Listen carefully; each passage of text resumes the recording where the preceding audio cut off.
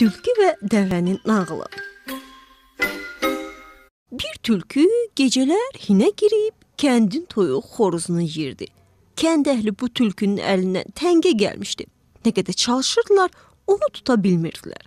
Bir gün həmin kəndin dəvələrindən biri otlaya-otlaya kənddən uzaqlaşır. Doyduqdan sonra dincəlmək üçün birbaş tülkünün yuvasının ağzında uzanır. Özü bilmədən elə uzanır ki, quyruğu yuvanın ağzına düşür. Tülkü dəvəni görüb çox sevinir. Öz-özünə düşünür. Bu ovu mənə bəxtim gətirib. Quyruğundan tutub bu dəvəni yuvama çəkərəm. Sonra da düz bir ay ləzzətlə yeyərəm. Bu fikirlə tülkü dəvənin quyruğunu öz quyruğuna möhkəm bağladı. Sonra bütün gücü ilə dəvəni yuvasına çəkməyə başladı.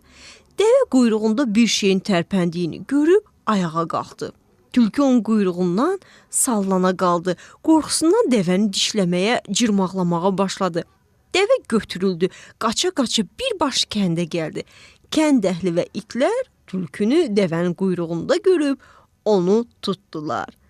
Hiyləgər tülkü belə ələ keçdi.